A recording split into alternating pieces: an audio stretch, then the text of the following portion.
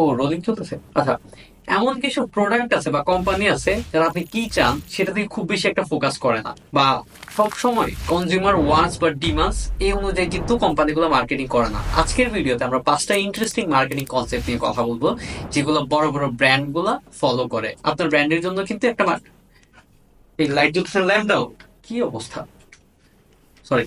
So আপনার ব্র্যান্ডের জন্য কিন্তু মার্কেটিং কনসেপ্ট ফলো করা খুব বেশি গুরুত্বপূর্ণ। ফার্স্ট এক্সপ্লেন করি প্রোডাকশন কনসেপ্ট। বাংলাদেশে ফুড এন্ড বেভারেজে অ্যাফোর্ডেবল প্রাইসে মিড কোয়ালিটির প্রোডাক্ট দেয় একটা কোম্পানি, বলতে পারেন কি? আচ্ছা আমি বলতেছি, প্রাণের প্রোডাক্টগুলোর প্রাইস খেয়াল করলে দেখবেন অন্যান্য কম্পিটিটর থেকে তুলনামূলকভাবে কম। এখানে তারা মার্কেটিং এ প্রোডাকশন কনসেপ্ট ফলো করে। প্রোডাকশন কনসেপ্টে কি তাদের মেইন টার্গেট থাকে অ্যাফোর্ডেবল প্রাইসে কনজিউমার কাছে তাদের প্রোডাক্ট রিচ করবে। সো এর জন্য তারা প্রোডাকশনে অনেক বেশি ফোকাস করে, মানে যতটুকু অ্যাফোর্ডেবল বা চিপ কস্টে ম্যানুফ্যাকচার করা যায়। এর জন্য বড় একটা লজিস্টিক সাপোর্টের প্রয়োজন হয়, যেটা প্রাণের আছে।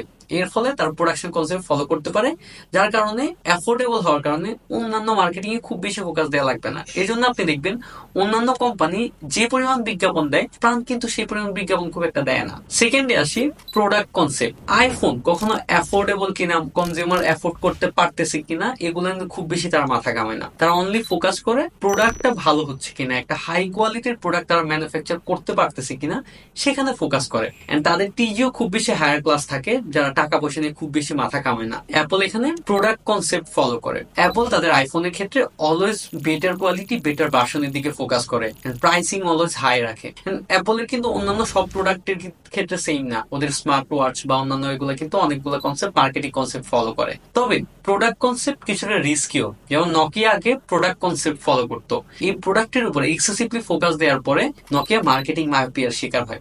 মার্কেটিং মায়োপিয়া কি সেটা আমি একটা রিলস এক্সপ্লেন করেছি, চাইলে দেখে নিতে পারেন। এন্ড এরপর পর কিন্তু নকিয়া মার্কেট থেকে ডিরেক্ট হারিয়ে যায় এই মার্কেটিং কনসেপ্ট ফলো করার জন্য। তো প্রোডাক্ট কনসেপ্টে কিন্তু রিস্কও আছে। এন্ড থার্ডে আসে সেলিং কনসেপ্ট। রিসেন্টলি মোজোর সেলস অনেক বেশি বেড়ে গিয়েছে। এন্ড আগে কিন্তু আমরা কিন্তু খুব একটা মোজো কিনতাম না। এন্ড তাদের উই সাপোর্ট প্যালেস্টাইন নামে অ্যাগ্রেসিভ মার্কেটিং এর ফলে তাদের প্রোডাক্ট অনেক বেশি সেলস বেড়ে যায়।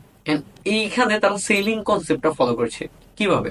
ধরেন আপনি আগে মোজো কেনার জন্য কোনো এনকারেজ বা আর্জেন্সি ফিল করতেন না, বাট এখন করতেছেন যে 1 টাকা ফিলিস্তিনে যাচ্ছে, এন্ড এর জন্য আপনি মোজো পারচেস করতেছেন।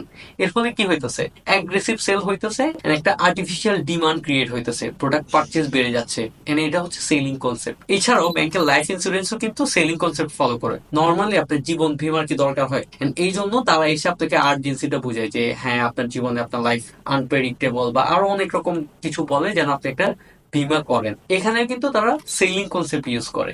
এন্ড ফোর্থ হচ্ছে মার্কেটিং কনসেপ্ট, অর্থাৎ real marketing concept. And marketing এর থিওরিটা কি? মার্কেটিং এর থিওরি হচ্ছে আপনার কনজিউমার কি চাচ্ছে, এন্ড কনজিউমার ওয়ান্টস ডিমান্ডস এগুলোকে সবচেয়ে বেশি প্রায়োরিটি দেওয়া হয়। অর্থাৎ কনজিউমার যা চাচ্ছে সেই অনুযায়ী প্রোডাক্ট ডিজাইন করা। এন্ড এই কাজটা করে কোকা কোলা। এই জন্য তাদের সেলস কিন্তু বছরের পর বছর অনেক হাই আছে, যদিও এখন বয়কটের ফলে তাদের সেলস কিছুটা কম। কোকা কোলা কিন্তু এই মার্কেটিং কনসেপ্ট ইউজ করে। আরো অনেকগুলো ব্র্যান্ডই মোটামুটি মার্কেটিং কনসেপ্ট ফলো করে। এন্ড একটা বিজনেস স্টার্ট করার জন্য প্রথমে মার্কেটিং কনসেপ্ট একটা গুড ডিল হতে পারে। ফিফথে আসি সোসাইটাল মার্কেটিং কনসেপ্ট। শুনে কিছুটা বুঝতেছেন, রাইট? এই মার্কেটিং কনসেপ্টে মার্কেটাররা শুধুমাত্র কনজিউমার কি চাচ্ছে সেটা দেখে না, কনজিউমার ওয়ান্টস কি চাচ্ছে সেইটাকে প্রায়োরিটি দেয়। সেকেন্ডলি সোসাইটির বেনিফিট হচ্ছে বা নেচারের কোনো ক্ষতি হচ্ছে না, এই জিনিসটাতে ফোকাস করে। এই দুইটা বিষয়কে ফোকাস করে এই মার্কেটিংটা ফলো করা হয়। এন্ড এটাকে ইকো ফ্রেন্ডলি প্র্যাকটিসও বলা হয়। এখন আমাদের ওয়ার্ল্ডের সব ব্র্যান্ড বা কোম্পানিকে প্রেশারাইজ করা হচ্ছে ইকো ফ্রেন্ডলি প্র্যাকটিস যেন তারা করে। এর ফলে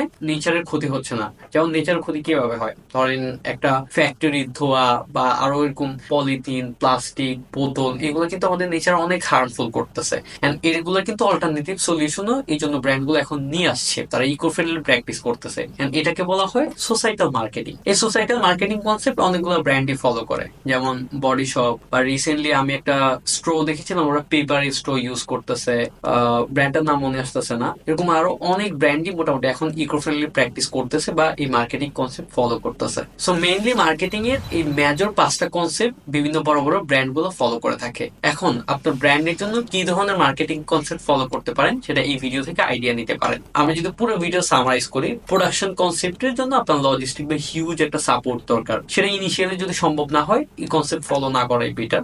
প্রোডাক্ট কনসেপ্ট, এটাও একটা গুড ডিল হতে পারে। লাক্সারিয়াস ব্র্যান্ড ক্রিয়েট করার জন্য প্রোডাক্ট কনসেপ্ট একটা গুড ডিল। সেলিং কনসেপ্ট এটা কিছুটা রিস্কি, এখানে অনেক বেশি এগ্রেসিভ প্রেসার করা লাগে, এখানে অনেক বেশি স্ট্র্যাটেজির প্রয়োজন হয়। এন্ড সেলিং কনসেপ্টের আবার কিছু কিছু প্রোডাক্ট আছে যেগুলো মানুষের অনেক বেশি আর্জেন্সি, যেগুলো আপনার মার্কেটিং করা লাগে না। ফর এক্সাম্পল কাফনের কাপড়, এটার আপনার মার্কেটিং করা লাগতেছে না, অটোমেটিক্যালি কিন্তু সেল হয়। And fourthly marketing concept, and এটা আপনার স্টার্টিং এর জন্য গুড ডিল হতে পারে। কনজিউমার ওয়ান্স ডিমান্ড বুঝে সে অনুযায়ী প্রোডাক্ট বা মার্কেটিং স্ট্র্যাটেজি সাজানো। এন্ড ফিফথলি সোসাইটাল মার্কেটিং কনসেপ্ট, আমি রিকমেন্ড করবো সবাই এটা কম বেশি ফলো করুন, কারণ আমাদের ওয়ার্ল্ড বা নেক্সট জেনারেশনকে সেভ করার জন্য এই মার্কেটিং কনসেপ্টটা ফলো করা খুব বেশি গুরুত্বপূর্ণ। এন্ড ভিডিওটা কেমন লেগেছে সেটা কমেন্ট করে জানান। এন্ড ভিডিওটা ভালো লেগে থাকলে ভিডিওতে লাইক দিয়ে আমার চ্যানেলটা ফলো করতে পারেন। এই লাইকটা এবার অফ করো। Thank you.